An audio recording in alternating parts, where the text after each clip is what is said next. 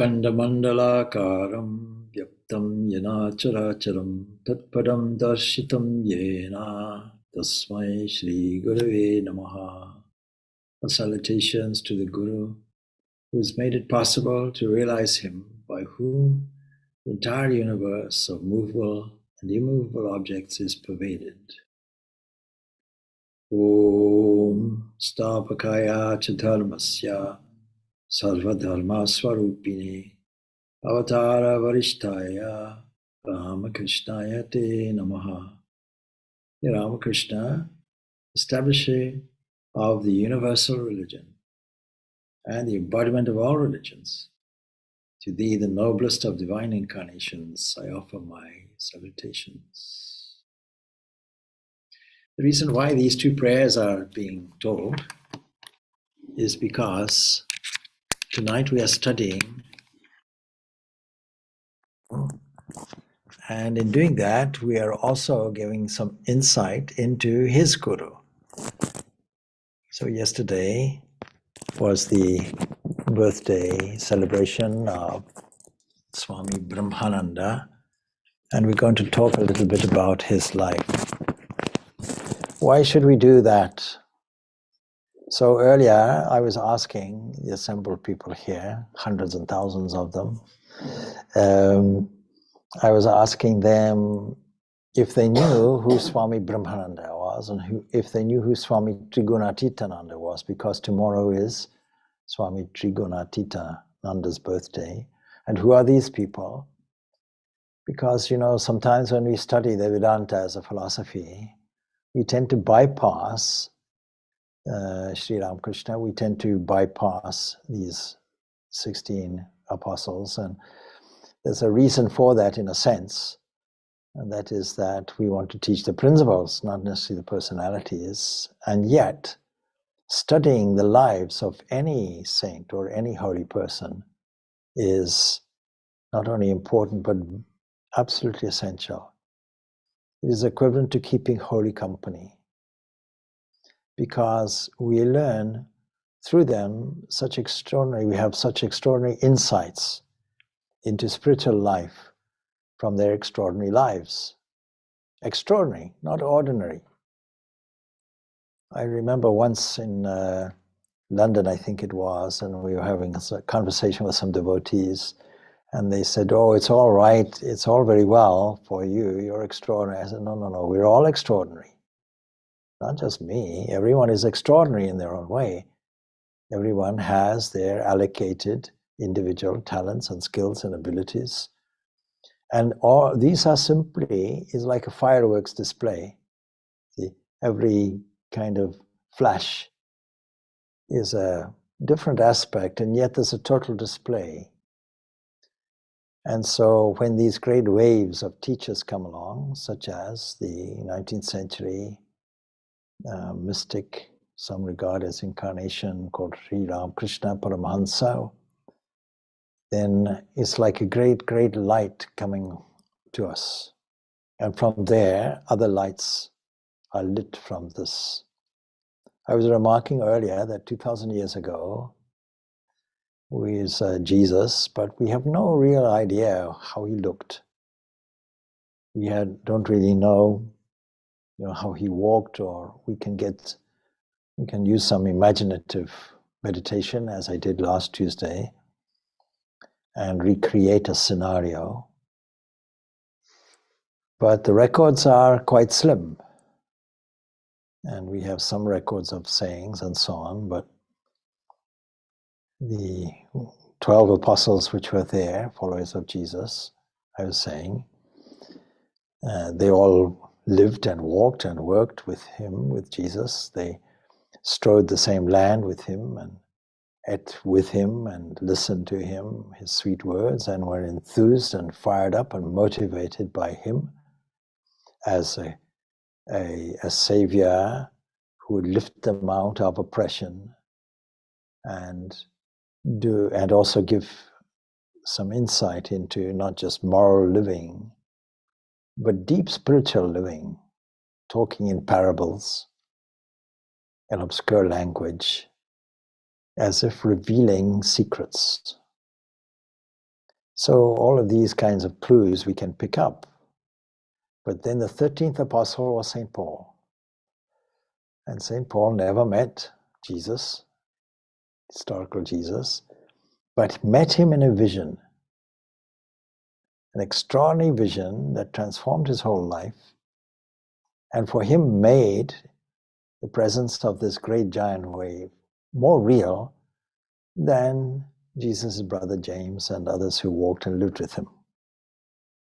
Now we have these extraordinary lives, 16 monastic disciples of Sri Ramakrishna, who are all extraordinary, who are all saints, who all lived not just an exemplary life, but an inspiring life, and that's why we study them,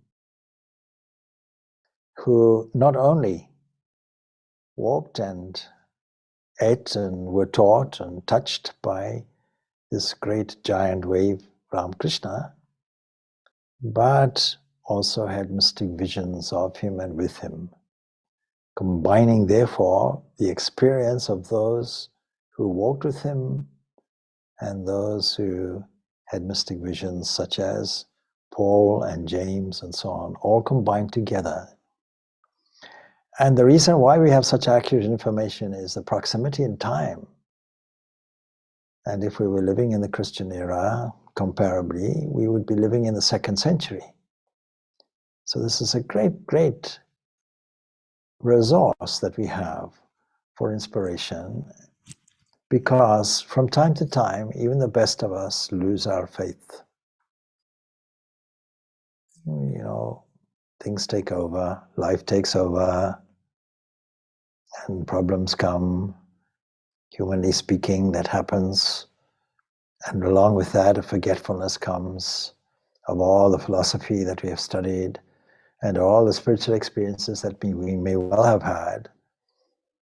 And so this is a lack of faith, really. This is loss of faith. And the antidote really is to regain the faith by understanding extraordinary things can happen and do happen and have happened.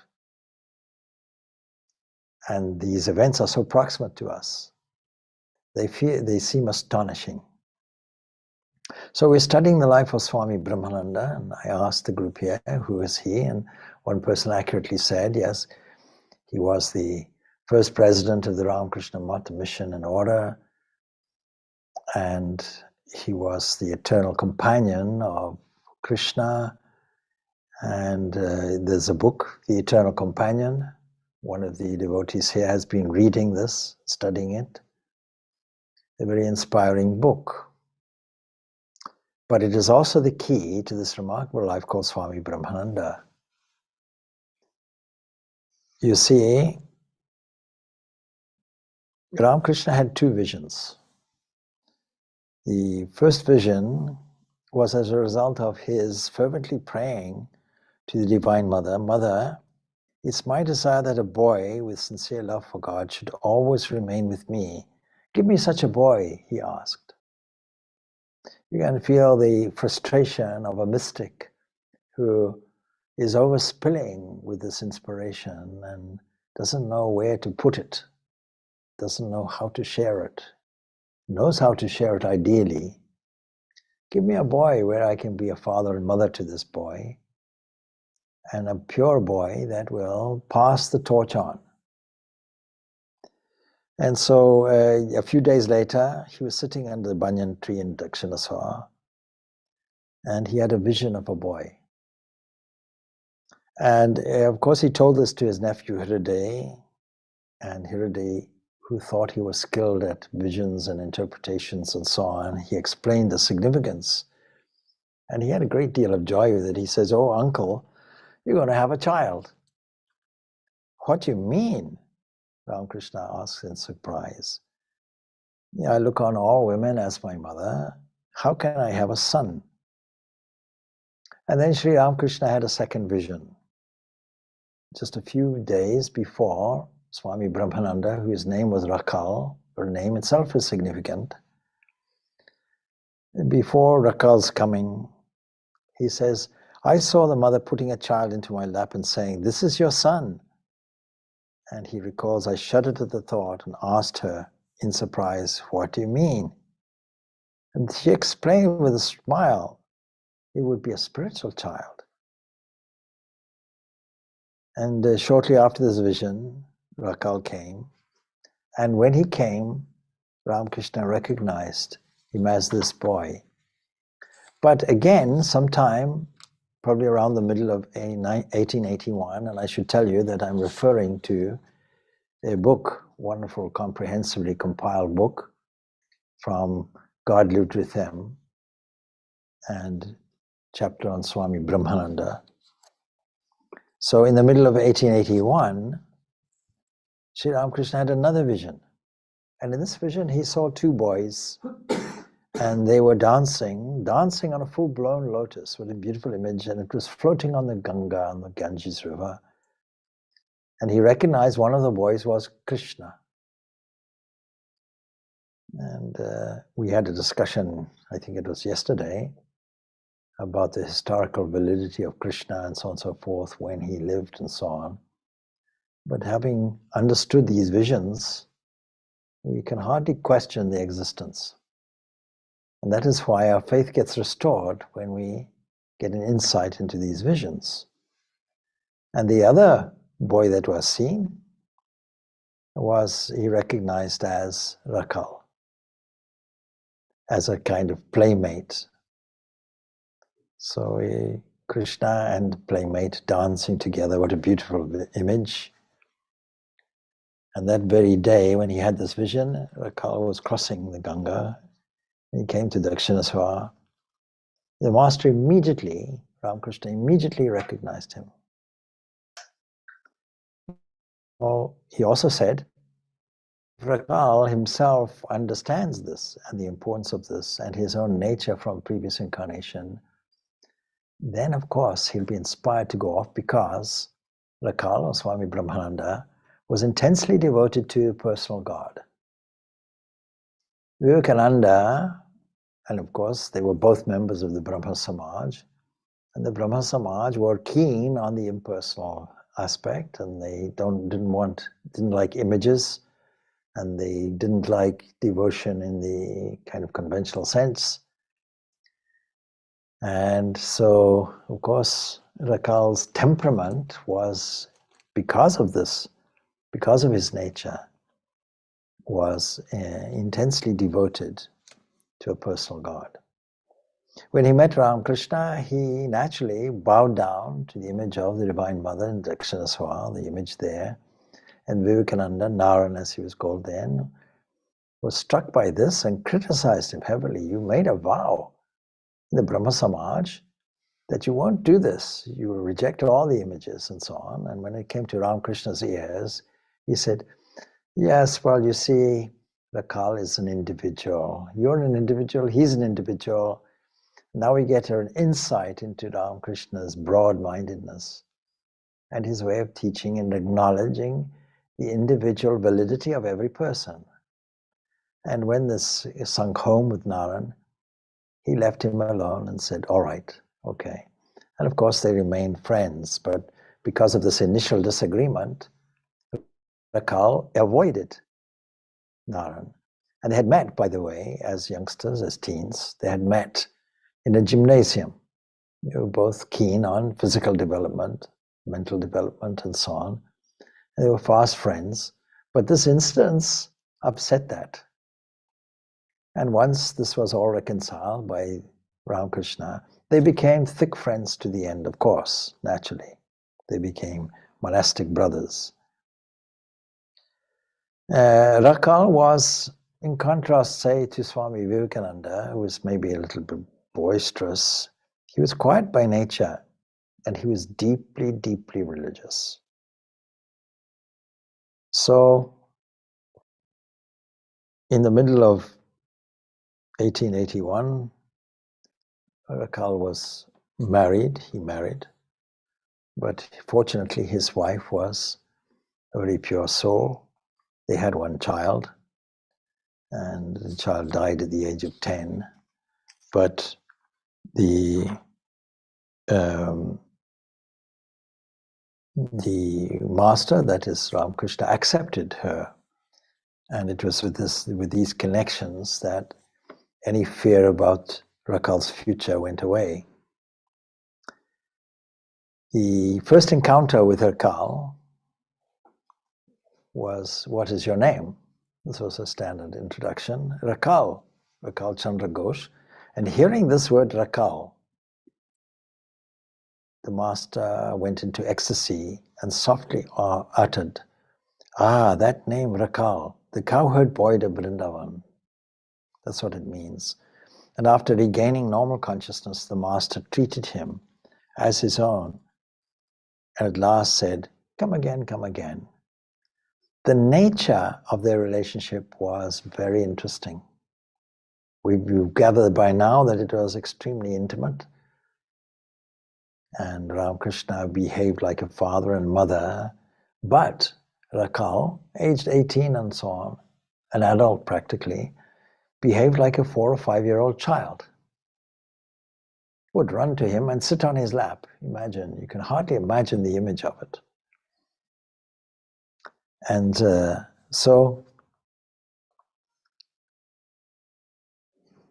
a number of spiritual experiences naturally occurred from this intimate relationship. And in one of his visits to Dakshinaswar in 1881, Rakal had a spiritual experience. Ramakrishna tells about it. He says, "Rakal had his first religious ecstasy while sitting here in his room, massaging my feet. A Bhagavatam scholar had been expounding the sacred book in the room, and as Rakal listened to his words, he shuddered every now and then he became altogether still. That was his first ecstasy. His second ecstasy was at Balaram Basu's house, and in that state he couldn't keep himself sitting upright. He lay flat on the floor. Rakal belongs to the realm of the personal God. He leaves the place if one talks about the impersonal." And so we can see very clearly that Rakal believed in the personal aspect of God. And when he went to the Kali or the Krishna temple with the master, he would naturally bow down to the deities, in violation, as it were, of the Brahma Samaj standards and norms. Now, living with Ramakrishna, as he managed to do eventually, despite opposition from his family, his father locked him in a room and he managed to escape while his father was attending to some legal matters and ran to Dakshinaswar. His father, having finished his legal business, realized where he'd gone to. And here's Ramakrishna's wisdom. Your father will collect you, but when you see your father, bow down to him. See God in him, bow down to him. And it so happened that after meeting Ramakrishna, the father, his legal cases were all solved, and he attributed it really to the purity of his son and the encounter with Ramakrishna.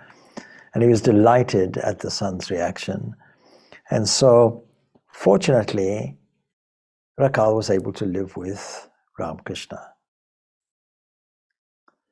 Some example of their relationship and their encounter was like this. And we see here the love that Ramakrishna had for each and every one of his intimate disciples. On one occasion, Rakal wasn't feeling well, and the master was greatly worried about him and said to the devotees, "You see, Rakal is not well. Will soda water help him? What am I to do now? And Rakal, please take the prasad from the Jagannath temple." And even as he spoke these words, the master underwent a strange transformation. He looked at Rakal with the infinite tenderness of a mother and affectionately uttered the name of Govinda. Govinda, as you know, name of Krishna. And then the question is like this: did he see in Rakal the manifestation of God himself? The disciple was a young boy of pure heart who had renounced all attraction, and Sri Ramakrishna was intoxicated day and night with love of God. And at the sight of Rakal, his eyes expressed the tender feelings of a mother, A love like that which had filled the heart of Mother Yashoda, that is Krishna's adopted mother. And at the sight of the baby Krishna, this was her expression. And the devotees gazed at the mother, or I should say the master, in wonder, as he then went into deep samadhi. And later Ramakrishna recalls these days. He says, in those days Rakal had the nature of a child of 3 or 4, and he treated me just like a mother, sitting on my lap and all the rest of it. And so he had this childlike relationship. And when you see the description of extremely holy, realized people who acknowledge the validity of this world also, this play, this divine Leela, you see that they adopt various moods, sometimes like a child, sometimes like a mad person, sometimes irrationally, sometimes rationally, sometimes expressive and sometimes quiet. So a real guru really acts the roles of a loving mother as well as a chastising father. And so the fact that this relationship was there didn't mitigate against some chastisements, because training has to be there. And so he didn't spoil him. When he did anything wrong, he chastised him, he scolded him. One day, for example, Rakal took some butter from the temple prasad and ate it without waiting for Ramakrishna. How greedy you are, Ramakrishna said. You ought to have learned from being here to control yourself. And he shrank into himself with fear and never did that again. On another occasion, Rakal was very hungry. He mentioned it to the master. And the master was extremely anxious that there was no food in his room for him. And so he went to the Ganga and called out loudly, "Hello, Gordasi," that is Gauri Ma. "Please come, my Rakal is hungry." And after a short while, Gauri Ma and Balaram arrived at Dakshinaswar by boat with rasgolas, sweetmeats, kind of cheese ball soaked in sweet syrup. And immediately the master called, "Come, Rakal, you said you were hungry. Here, rasgolas have come." And Rakal was extremely embarrassed. And he blurted out, "Sir, why are you talking about my hunger in front of others? What does it matter?" And the master said, "Well, since you are hungry, you should eat. And what is the harm in saying so?" And thus teaching his disciple to do away with self-consciousness, self-image, concerned with what do other people think of me. Another incident was like this. Once Rakal found a coin on the street, and out of kindness he picked it up and gave it to a beggar. As a child finds joy in telling his mother everything, so Rakal's nature was to tell the master everything. And when the master heard what Rakal had done, he reprimanded him. Why would a person who doesn't eat fish go to the fish market? If you didn't need money, why did you touch it? For logic. And the master wanted his spiritual son to be freed from all the aberrations of the mind and remove all the great obstacles in spiritual life. And one day, or one afternoon, Rakal arrived from Kolkata and found the master alone, resting on his bed. And he asked Rakal, "Sit on the bed, massage my feet." Now, at first, Rakal was reluctant, but the master insisted. "Look, there's a tangible result from serving a holy man." And soon after he began massaging the master's feet, he saw the Divine Mother. And he saw her in the form of a girl of 7 or 8, circling the master's bed a few times and then entering into his body. And this vision overwhelmed Rakal. The master then said to Rakal with a smile, "See, did you see the result of serving a holy man?" So this is the way Ramakrishna used to teach. And this is the recipient nature of Rakal that managed to see these wonderful, wonderful mystic visions. And on another occasion, and the exact date, 22nd July 1883, While rubbing oil on the master's body on the semicircular veranda, Rakal requests the master, please give me the highest spiritual experience. And the master ignored his demand. And when Rakal persisted, the master scolded him harshly. And in a temper tantrum, Rakal threw away the cup and stalked off with the intention of never returning again. But before he got past Jadu Malik's garden house, his feet suddenly became numb. He was forced to sit helplessly on the ground. And the master sent his nephew Ramlal to bring him back. And the all-forgiving master said to Rakal, look, could you go? I drew a boundary line there around you.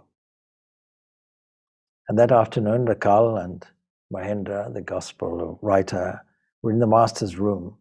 And they heard Ramakrishna talking with the Divine Mother. Oh, Mother, why have you given him only a particle?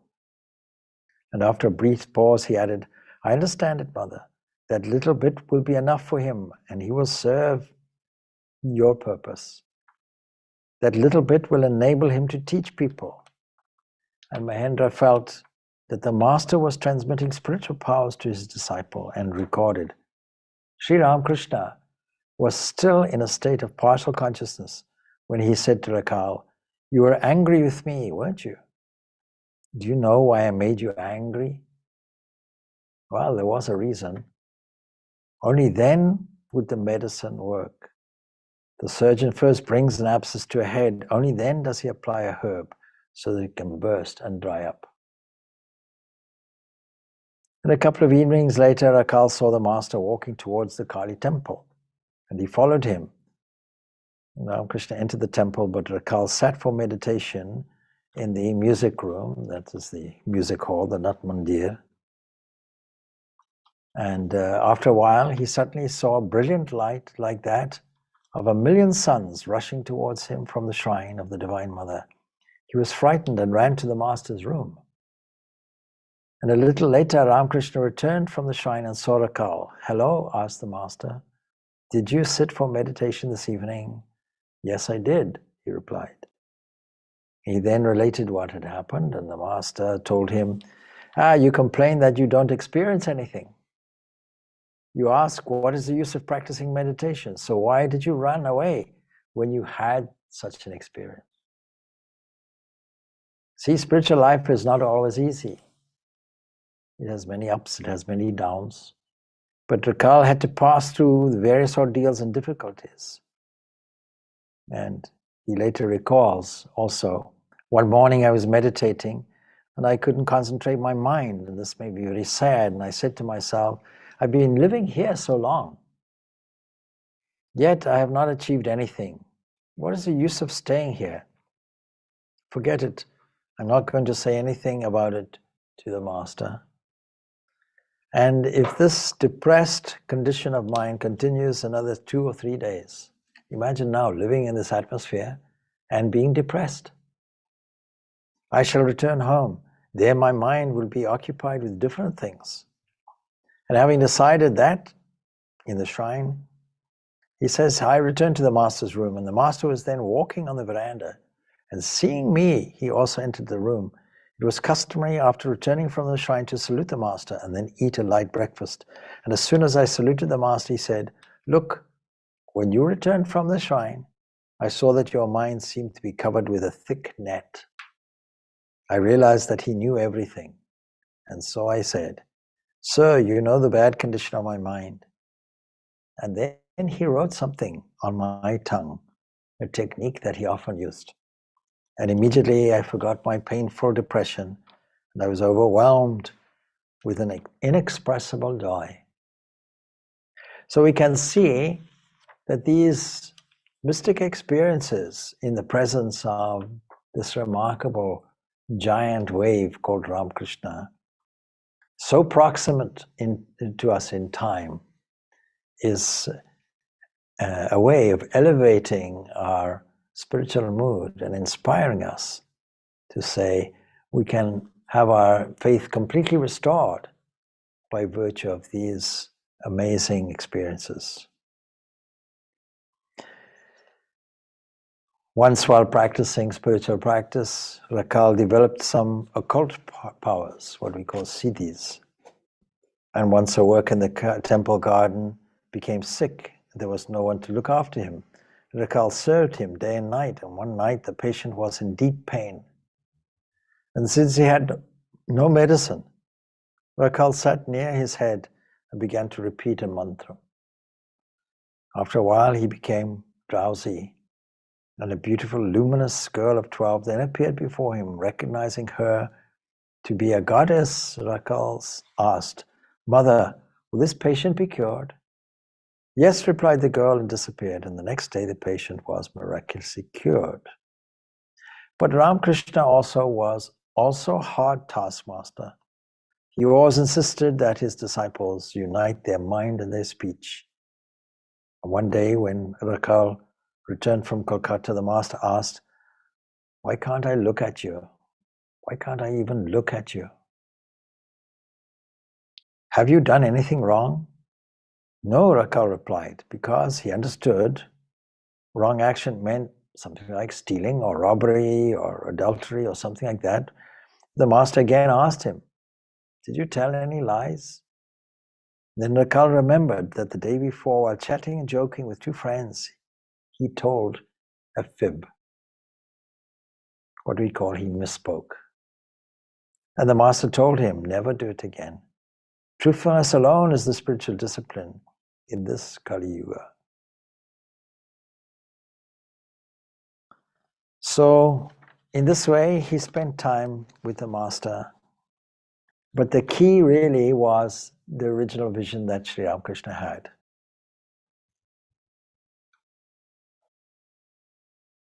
In August 1884, Rakal became sick. He was sent to Kolkata for treatment. And later he went to Vrindavan with Balaram for a change. But just prior to that, the master saw in a vision that the mother was removing Rakal from Dakshineswar. And he eagerly prayed for his spiritual son. "Mother, mother, Rakal is just a boy. He's a mere boy, quite ignorant. That is why he sometimes feels piqued. If for the sake of your work you remove him from here for some time, keep him in a good place and keep him in a blissful mood." Anyway, while he was at Vrindavan, he again became sick. And that greatly concerned the master because of his visions. He knew that Rakal's past life was connected with Krishna. He knew that that was all happening in Vrindavan. And if he were to remember that, then he might give up the body. And the master prayed to the mother, and she comforted him. Gradually, Rakal got well and stayed near for some 4 months. Now, at the end of his life, we see this remarkable realization of his own past life and his own nature. And so we see that his death, as is the death of a remarkable person, we have to study. Even in the midst of sickness, during that period, immediately, prior to his passing, he was suffering greatly. He managed to, in answer to a question, "How are you doing?" You see the Shankaracharya's Viveka Shudamani describes the various qualities one requires to be a student. 4 categories are there, or 4 criteria are there. But one of the criteria has 6, what we call 6 treasures. And one of these necessary, one of these great virtues to be cultivated would be what is called titiksha. That means forbearance. Sahanam sarva dukkha, sarva dukkha ana amaparapatikarava purvakam chinta viraparahitam satitiksha nigatyate. Titiksha, this quality, is the capacity to endure all sorrows and sufferings without struggling for redress or for revenge, being always free from anxiety or lament over them. And this is the fourth psychological qualification, see, in a person of true spiritual stamina. And so in the midst of his suffering, the meek surrender and silent suffering, these are the watchwords in all religious disciplines.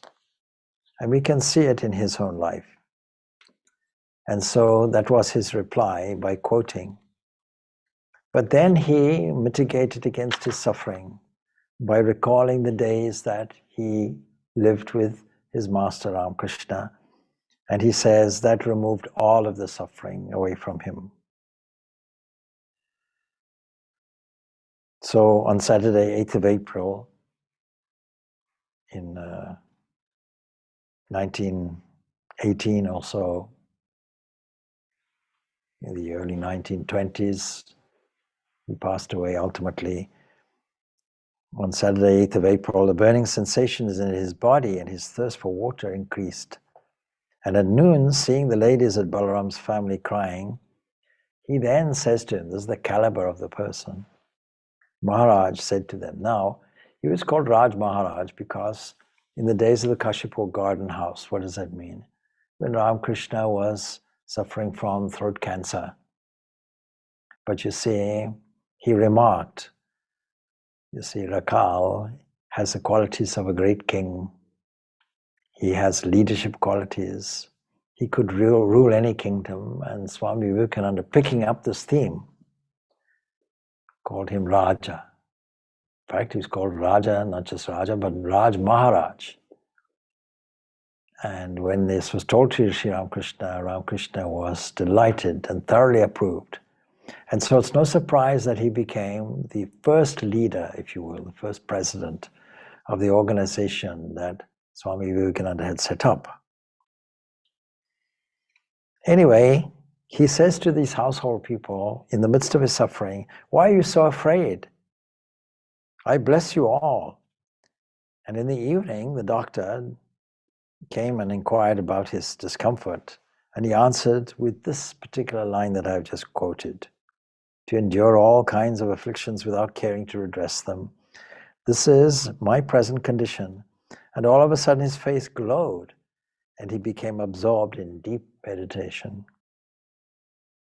And if you see any photographs of Raj Maharaj, you see his face is always in a serene mood and also withdrawn. Even when he was the president, he rarely attended the trustee meetings. He made some excuse always. And then you see when he was asked, why don't you, we would like you to attend. He would say, yes. He said, the problem is I can't bring my mind down to these mundane affairs. But he was full of wisdom at the same time.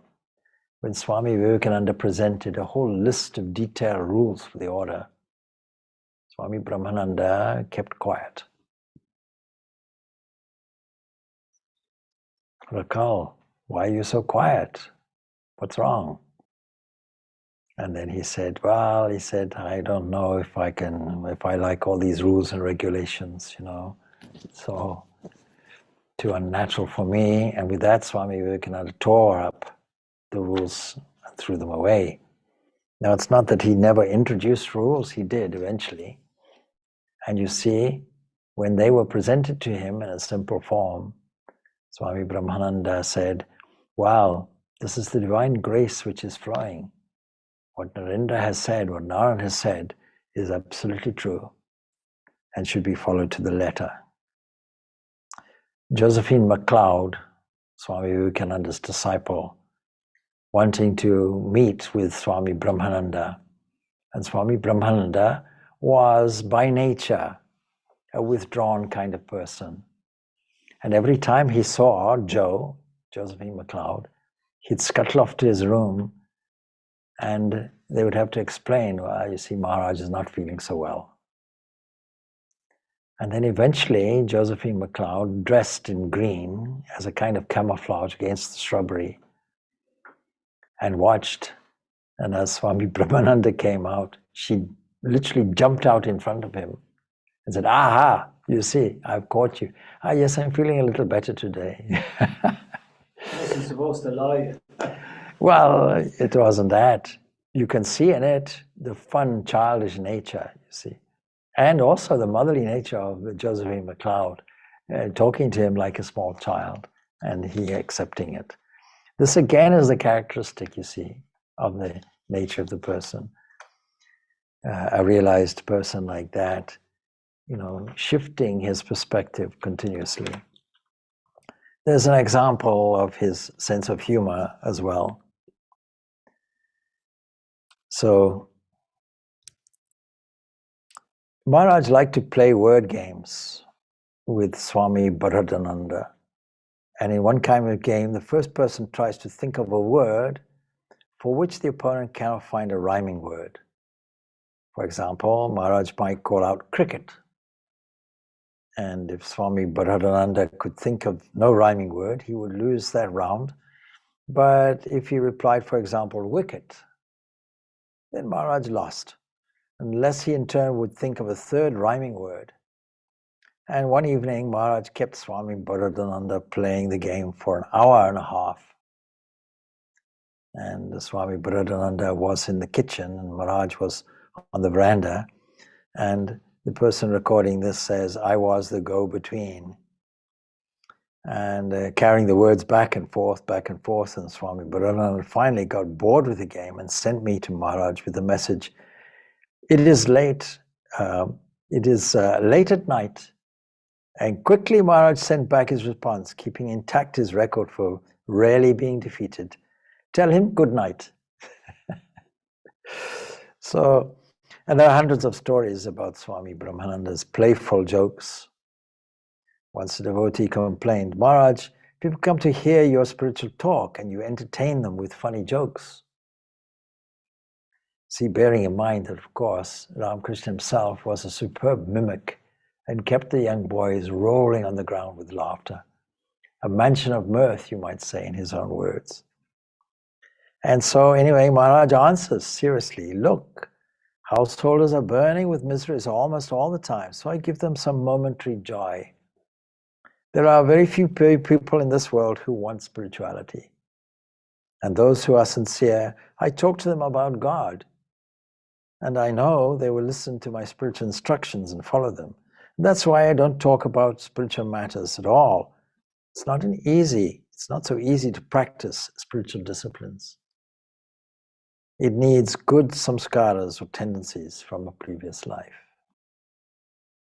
But unconditional love and compassion are the two main traits in the mind of an illumined soul.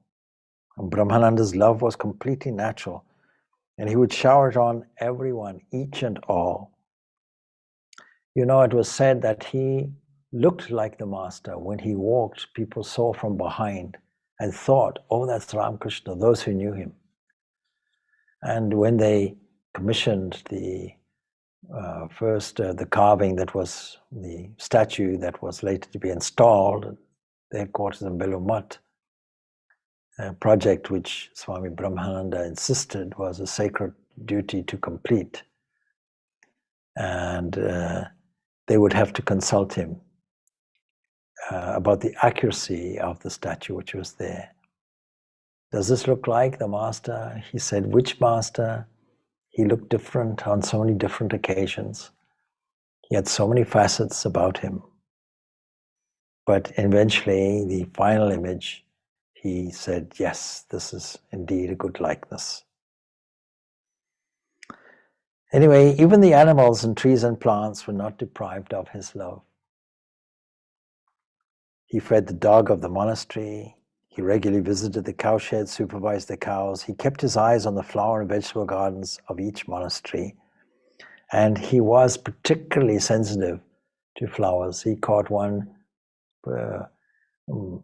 monastic member picking the flowers, the most obviously big flowers in the front. And he chastised him. He said, no. You see, do you think that Ramakrishna is just in the temple? Don't you think he also walks in the garden? Why don't you pick the ones which are hidden? If you strip all these flowers away from the tree, nothing will grow on the tree. So he had a great deal of knowledge about botany and about the gardens and a great love, recalling how the master himself, at some period of time, found it difficult even to walk on grass. He would select bare patches to put his feet. So anyway, he kept his eyes on the flower and vegetable gardens of each monastery, and under his supervision, South Indian flower and fruit trees were planted in North Indian centers and vice versa. He had a wide range of knowledge in this area, and he taught the monks how to water and fertilize the trees and how to control pests. And he had a keen interest in plant life, and we can see how he expresses this and an interest in this because he expressed a desire to see some of J.C. Bose's famous experiments. If you recall, Sister Nivedita was a close associate of the Boses and wrote his scientific papers, but he's very, very well known not only for his keen interest and even discovery in radio, but also his understanding of the study of plants and whether they have any sentiency or not.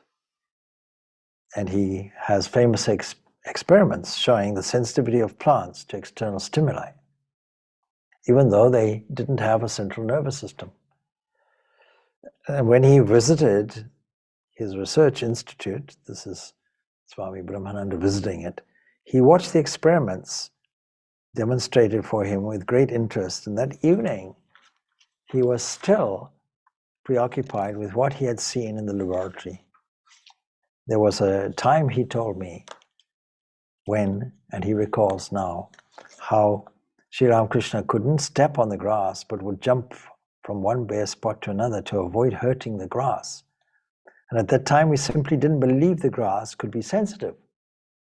But from what I saw today, he says, I realized how infallibly true his perceptions were. And later in Bhubaneswar, a place he was very fond of and he used to recover from many illnesses, he said that trees have life. If you serve them, you will feel it. Trees never become ungrateful. He who serves them will receive flowers and fruits in return. And in Bangalore, when he saw the rose garden at the gardens there, the famous Lal Bagh gardens, Maharaj remarked, look, the celestial maidens are laughing. And pointing at the green lawn, he said, as if the Divine Mother has spread green velvet. With his mystical eyes, he could see, or he would see, the worship of the cosmic God all around him. One day, a brahmacharin in Pilumat was picking flowers, and this I told you the story of this, from the garden for worship of the Master, and observing him plucking the big ones in front, Maharaj told him sharply, what are you doing? Do you want to make that tree devoid of flowers? You think Sri Ramakrishna is seated only in the shrine and doesn't come to the garden. Pick those flowers for worship that are hidden under the leaves, and always leave some flowers in each tree. You see, Maharaj saw that those trees were also worshipping the cosmic God with their blossoms.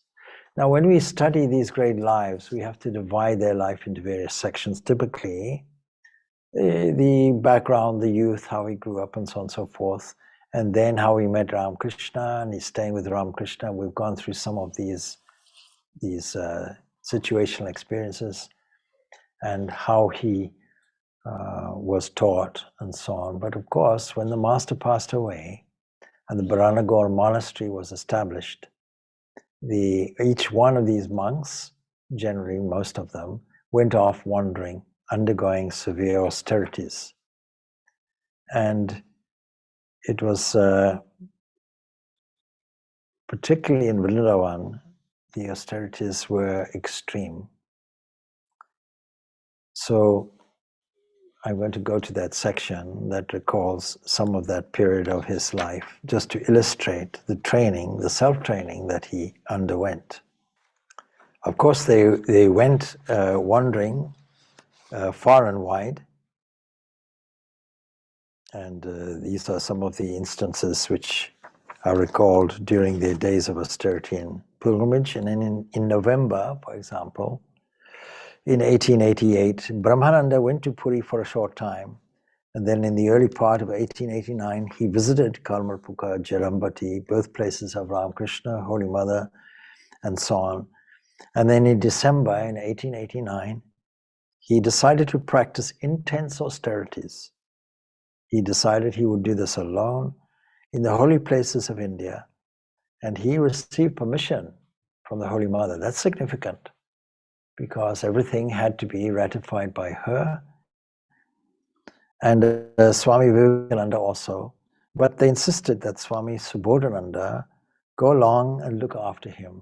They were so concerned about him.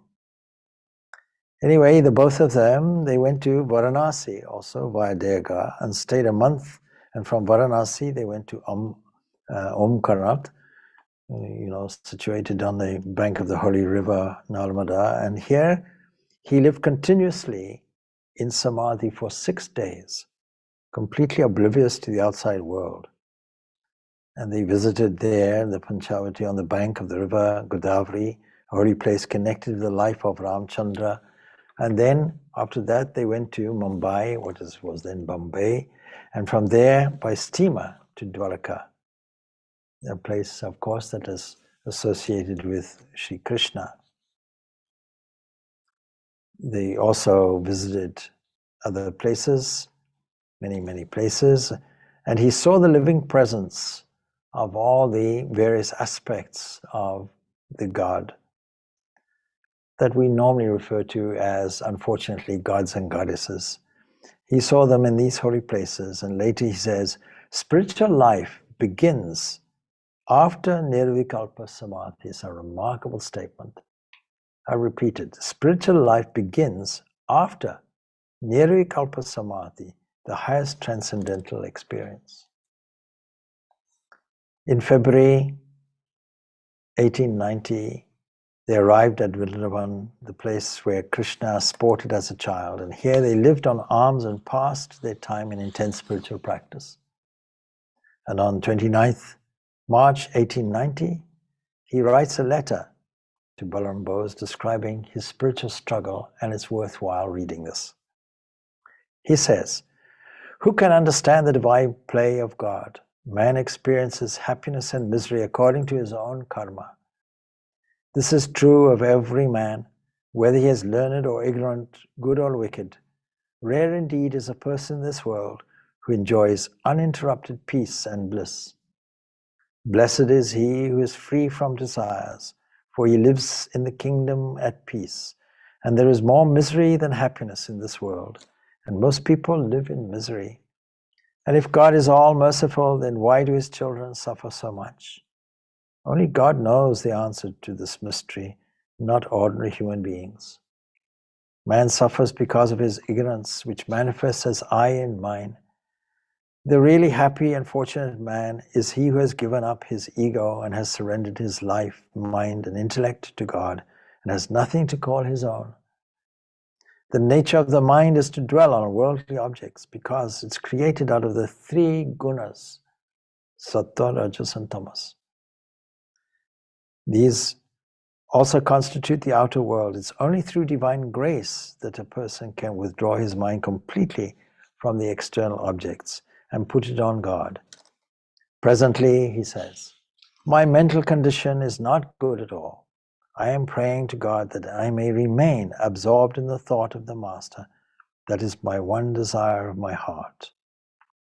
And we see in this great receptacle that he was not satisfied with a few visions or momentary experiences. He was feeling the agony of separation from the Master. And so he plunged into deep meditation and remained most of the time in an indrawn mood. And Subodhananda would beg the food for him. Sometimes Brahmananda would eat it, and sometimes not. And although the 2 brother disciples lived together, they hardly spoke to one another. So this is some insight, a small insight into this. When Brahmananda left Kolkata to practice austerity, he left behind all his other concerns, and one by one, he, like everybody else, suffered from the loss of loved ones. Now, there's so much in his life to study, and while I'm giving you a brief summary, I would encourage you to read the life of this remarkable soul and all the other souls which are there. And I cannot leave this without giving you the end, remarkable end. And so we write a song on that, of course, a paraphrase of his end. And of course, I can read that. This was composed as a kind of adaptation of his own words when he realizes his own nature as the playmate of Krishna. And normally when we sing this, it is composed to She Moves Through the Fair, an Irish song, but the tune fits it remarkably well. So we can entitle it Shepherd Boy, if you will. And this is more or less what he said before he passed away. And he was simply relating, I should say, all the things that he was seeing at the time. And in fact, he was replaying, he saw vividly what Ramakrishna himself had seen, Krishna and his playmate, namely himself, dancing on the lotus in the Ganga. Ah, light inexpressive, Ramakrishna, the Krishna of my Ramakrishna. I am the poor shepherd boy. Put anklets on my feet that I may dance for joy. Let me dance with my Krishna and hold his hand, my eternal companion at Vrindavan. Oh, can you not see him? Have you near eyes to see? My beautiful Krishna, ever full, ever free. As he sits on the lotus, eternal sweet one, my play nearly over, my time nearly done. Ah, look, the child Krishna caresses me still. He calls me away now, away with him. I am coming, my Krishna, my time nearly spent. The poor shepherd boy is now heaven bent. I am coming, my Krishna, my time nearly done, to take my repose in the Eternal One. And I hope this brief summary has inspired you all. And I look forward to talking about Swami Trigunatitananda tomorrow evening. Om Shanti, Shanti, Shanti. Peace, peace.